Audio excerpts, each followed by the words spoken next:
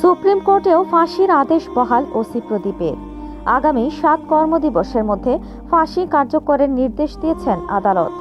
কতটা ভয়ঙ্কর ছিল ওসি প্রদীপের টেকনাফ সাম্রাজ্য?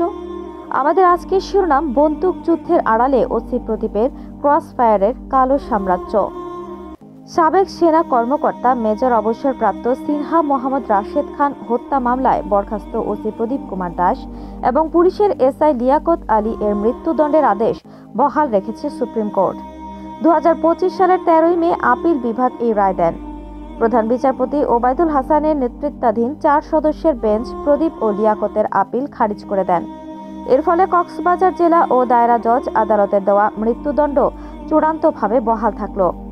বর্তমানে প্রদীপ কুমার দাস কাশিমপুর কেন্দ্রীয় কারাগারে রয়েছেন। সুপ্রিম কোর্টের এই রায়ের ফলে তার মৃত্যুদণ্ড কার্যকর করতে আর কোনো আইনি বাধা নেই, যদি না রাষ্ট্রপতির কাছে ক্ষমা প্রার্থনা করেন এবং তা গৃহীত হয়। তবে আমরা আজকে জানব বন্দুক যুদ্ধের আড়ালে ওসি প্রদীপের টেকনাফ সাম্রাজ্যের কিছু ভয়ঙ্কর অপকর্মের করুণ চিত্র।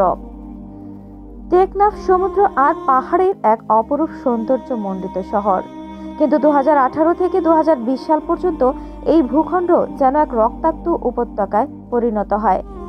আর সেই রক্তস্রোতের নেপথ্যে কুশীলব ছিলেন কক্সবাজারের টেকনাফ থানার দানব ওসি প্রদীপ কুমার দাস।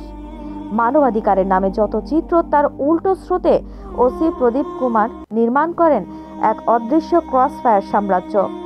মানবাধিকার সংগঠন ও সংবাদ মাধ্যমের তথ্য মতে ওসি প্রদীপের অধীনে টেকনাফে 144টি বন্দুক যুদ্ধের ঘটনায় নিহত হয়েছেন 161 জন।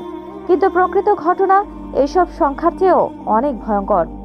হাজারো পরিবার হারায় শত শত নিরীহ নাগরিক।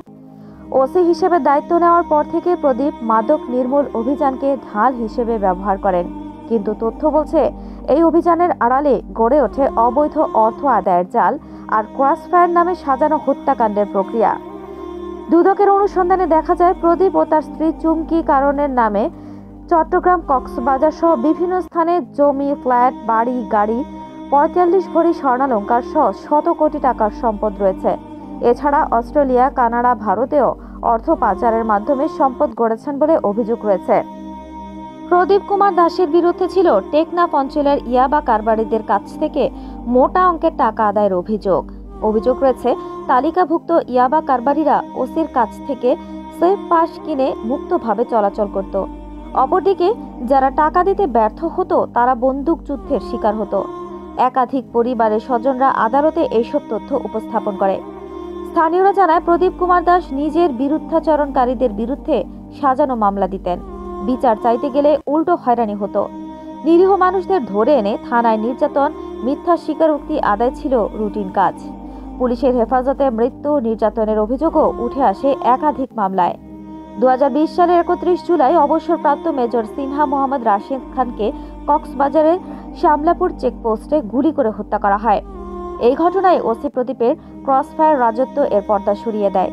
তদন্তে উঠে আসে এটি কোনো বন্দুক যুদ্ধ ছিল না, ছিল পূর্ব পরিকল্পিত হত্যাকাণ্ড।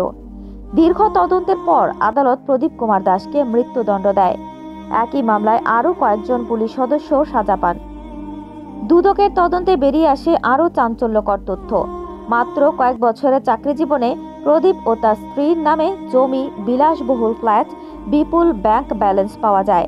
চাকরির বৈধ আয়ের সঙ্গে এসবের কোনো মিল ছিল না। ক্ষমতার অপব্যবহার করে গড়ে তোলা হয়েছিল অবৈধ অর্থবিত্তের সাম্রাজ্য। একটি প্রশ্ন রয়েই যায়, কে দিল এই দানবকে এত শক্তি? প্রশাসন কি জানতো না এসব? যদি জানতো তাহলে এতদিন নীরব কেন ছিল? ওসি প্রদীপ কুমার দাস এখন মৃত্যুদণ্ডপ্রাপ্ত আসামি, কিন্তু তার দুঃশাসনের যতটুকু আজ জনসম্মুখে এসেছে তার বাইরেও যে আরো কত পরিবার বয়ে বেড়াচ্ছে ন্যায়ের তৃষ্ণা, তা কে জানে।